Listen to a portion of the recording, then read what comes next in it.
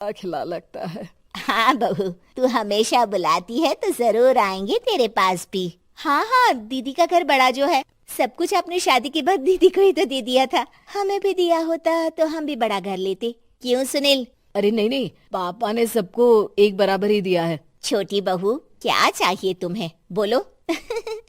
वो आपके सोने की चेन वाली घड़ी है ना, वो अगर आप मुझे, तभी वहाँ मजली बहू भी आ जाती है। और मुझे ना आपका मंगलसूत्र कितना लंबा, सुंदर और भारी भी है। अरे हाँ हाँ, तुम दोनों को ही दूंगी बहू, चिंता ना करो। चलो अब खाना लगाओ, खाना खाया जाए। सभी मिलकर खाना खाते हैं कि पड़ोसन आ जाती है। अरे सुधा बहन, थोड़ी चीनी तो देना, घर में शक्कर नहीं है और मेहमान सर पर बैठे हैं। अरे छोटी बहू, चाची को शक्कर तो दे दो। अरे मजली दीदी, आप दे दीजिए ना, मैं यहाँ कम आती हूँ तो मुझे पता ही नहीं है कि सासू माँ सारी चीजें कहाँ रखती है। और तुम, मैं कौन सा यहाँ रोज शक्कर फाँकने के लिए आती हूँ, मुझे भी नहीं है पता। तभी बड़ी बहू हाथ में चीनी की कटोरी लेकर आती है। चाची, शक्कर आप लोगों का बड़ा सहारा है माँ जी और पिताजी को, वरना हम लोग तो यहाँ रहते ही नहीं। आप जैसे पड़ोसी हैं तो हम निश्चिंत है। और जीती रहे बहू, अब तो ये घर पड़ोस कम परिवार ज्यादा लगता है। सुधा अपनी बड़ी बहू को देखकर बहुत खुश रहा करती थी। वो उससे अक्सर घंटों बात भी किया करती, लेकिन दोनों दूसरी बहुओं का भी वो समझती थी कि शायद छोटी है, वक्त आने पर संभल जाएंगी। समय आ जाता है जब सभी को वापस जाना होता है।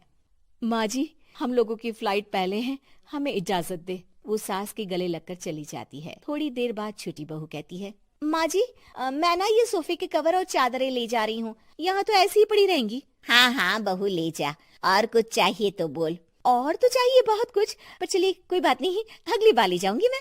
ऐसे ही मंजली बहू भी घर का बहुत सारा सामान ले जाती है। सभी के जाने के बाद सुधा राकेश से कहती है, घर कितना सूना लग रहा है ना। हाँ, और खाली भी। तुम्हारी दोनों बहुएं सब बटोर गई।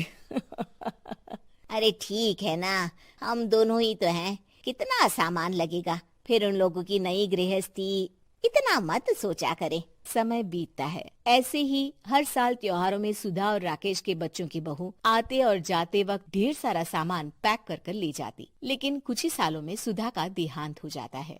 पिताजी, आप यहाँ अकेले क्या करेंगे, हम लोगों के साथ चलिए। अरे नहीं नहीं बहू, इस घर में सुधा की यादें हैं, मैं उसे नहीं छोड़ सकता हूँ। अब तुम लोगों की माँ नहीं रही। देख लो, वैसे तो मैंने उसके जीते जी सब कुछ दे दिया है, लेकिन कुछ उसका पर्सनल कीमती सामान था जो ये है, ले लो।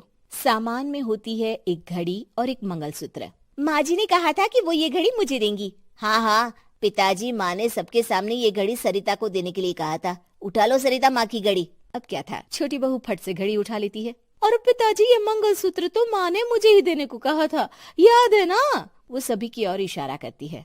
तू भी ले ले ये हार बेटा, कोई बात नहीं। मंजली फटाक से हार उठा लेती है। ससुर बड़ी बहू की तरफ देखते हैं। तुझे क्या दूं बेटा? पिताजी, माँ ने एक चीज मेरे लिए भी रखी है। सभी के कान खड़े हो जाते हैं कि आखिर सास ने क्या रखा होगा बड़ी के लिए। अरे माँ जी तो दीदी से प्यार भी ज्यादा ही करती थी, हमेशा उनसे बात किया करती। जरूर कोई बड़ी और अपनी प्रिय चीज दी होगी दीदी को। और देख लेते हैं ना, वरना तो हम भी बराबर का बंटवारा करेंगे। हाँ हाँ, कर लेना बंटवारा। लेकिन बड़ी बहू बताओ तो, सुधा ने क्या रखा है तुम्हारे लिए? अभी तो हम लोग यही हैं पापा जी, जब जाने लगेंगे तो बता दूंगी। बड़ी बहू के मुंह से ये बात सुनकर बाकी दो बहुएं सोचने लगती हैं कि आखिर क्या है जो दीदी को सासू माँ देकर गई हैं। दीदी, ऐसा तो नहीं ना कि पूरे घर का आधा हिस्सा माँ बड़ी भाभी को देकर गई हो? तभी वहाँ ससुर आ जाते हैं। नहीं नहीं, ऐसा कुछ नहीं है, मकान तो तुम तीनों का बराबर से है। देखो, बड़ी बहू से तुम्हारी सास ज्यादा जुड़ी थी, न जाने क्यों घंटों बात किया करती थी, पता नहीं क्या देकर गई है उसे। और ससुर जी, आपको क्या पता, चालाकी से पूरे घर के पेपर में साइन करवा लिए हो, या फिर कोई छुपा गहना। आखिर मकान पूरा तो आपने सासू माँ के नाम ही कर रखा था ना। अब घर में ये सस्पेंस बन जाता है कि आखिर बड़ी बहू क्या लेकर जाएगी। फिर वो दिन भी आ जाता है जब बड़ी बहू के जाने का समय हो जाता है। बेटा, परसों तुम चली जाओगी, बताया नहीं माँ ने तुम्हें क्या दिया? घड़ी और हार जो बेशकीमती था और तुम्हारी सास को सबसे ज्यादा प्रिय था, उसका तो बंटवारा भी हो चुका है। अब तुम्हारी बारी। हाँ पिताजी, आज मैं ये बात बताने ही वाली थी। माँ ने मुझे उससे भी बेशकीमती चीज दी है, और वो है आप। आपसे अधिक प्रिय उन्हें कुछ नहीं था। माँ चाहती थी कि आप मेरे साथ रहें। चलिए पिताजी। बेटा, मेरे पास तो कोई पेंशन भी नहीं है और ना ही कोई प्रॉपर्टी। लेकिन आपके पास संस्कार है पिताजी, जो मेरे बच्चे आपसे लेंगे। तो आपको ले जाने पर स्वार्थ ही है मेरा। चलिए ना पापा।